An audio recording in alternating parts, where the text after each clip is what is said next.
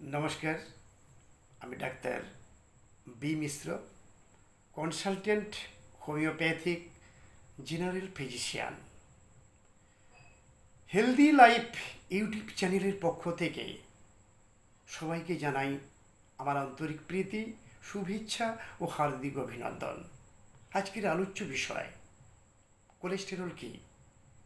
Cholesterol হলে মানবদেহে কী কী লক্ষণ প্রকাশ পায়, কোলেস্টেরল হলে কিভাবে মুক্তি লাভ সম্ভব, কোলেস্টেরল হলে কি খাবেন কি খাবেন না, সেগুলো সম্পর্কে আমি সম্যক ধারণা দেব। তো কোলেস্টেরল কি? কোলেস্টেরল হলো এক ধরনের চর্বি জাতীয় তৈলাক্ত স্টেরয়েড, যা কোষের ঝিল্লি বা সেল মেমব্রেনে পাওয়া যায়। কোলেস্টেরল আছে কিনা আমরা কিভাবে জানব? ব্লাড টেস্টের মাধ্যমে, লিপিড প্রোফাইল টেস্ট।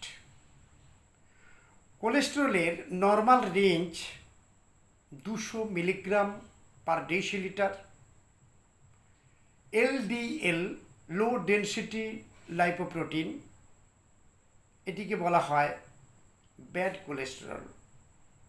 এর নর্মাল রেঞ্জ 130, বেশি যেমন না হয়।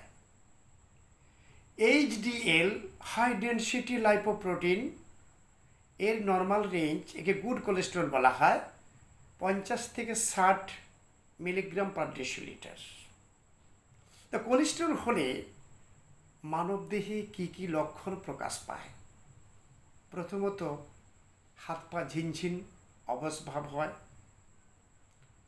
চোখের পাতায় সাদা সাদা দাগ থাকে,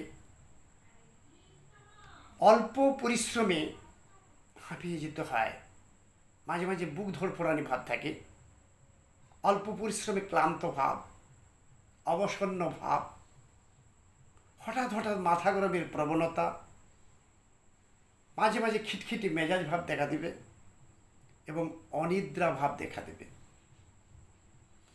কোলেস্টেরল যদি হাই হয়, অর্থাৎ 300 বা তার উপরে, তাহলে কিন্তু স্ট্রোক বা হার্ট অ্যাটাকের ঝুঁকি বাড়িয়ে দেয়। হ্যালো বন্ধু, তাহলে সবসময় কোলেস্টেরলকে নর্মাল রাখার চেষ্টা করতে হবে। তেল এবং চর্বি জাতীয় খাবার থেকে বিরত থাকবেন। রেড মিট, বিশেষ করে গোমাংস এবং খাসি মাংস খুব কম খাবেন। রেড মিট কোলেস্টেরলকে বাড়াতে সাহায্য করে। আর কি? আর হচ্ছে যেটা খাবেন, সামুদ্রিক মাছ খাবেন। সামুদ্রিক মাছের মধ্যে ওমেগা 3 ফ্যাটি অ্যাসিড থাকে। ফলমূলের মধ্যে আপেল খাবেন, আঙুর খাবেন, পেয়ারা খাবেন। এদের মধ্যে অ্যান্টিঅক্সিডেন্ট থাকে। অ্যাপেলের মধ্যে অ্যান্টিঅক্সিডেন্ট থাকে।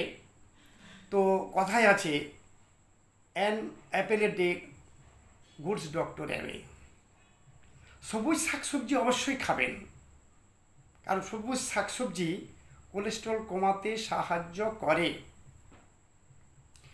জাঙ্ক ফুড, ফাস্টফুড থেকে বিরত থাকবেন। ধূম্রপান, মদ্যপান থেকে বিরত থাকবেন। যারা বিয়ার প্রেমী, তাদেরকে আমার সুনির্বন্ধ অনুরোধ, বিয়ার বেশি খাবেন না, কারণ যাদের কোলেস্টেরল আছে তাদেরকে হাই করতে সাহায্য করে।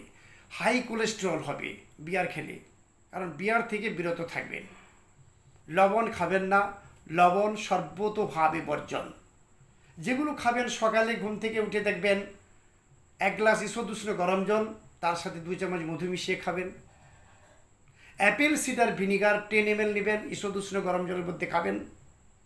চিয়া সিড খাবেন টিফিন হিসাবে, ওটস খাবেন টিফিন হিসাবে, দেখবেন কোলেস্টেরল থেকে বিরত থাকবেন।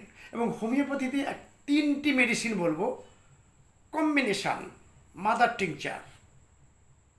প্রথমত চেলিডোনিয়াম মাদার টিংচার, এটি লিভার টনিক হিসাবে কাজ করে, লিভারকে সুস্থ রাখে, সতেজ রাখে। আরেকটি হচ্ছে এলিয়াম স্যাটাইভা মাদার টিংচার। এটি হচ্ছে যারা মাংসপ্রিয় মানুষ, সেই তাদের পক্ষে খুব ভালো কাজ করবে। এই allium sativa mother tincture good কোলেস্টেরলকে বাড়াতে সাহায্য করে এবং ব্যাড কোলেস্টেরলকে কমাতে সাহায্য করে।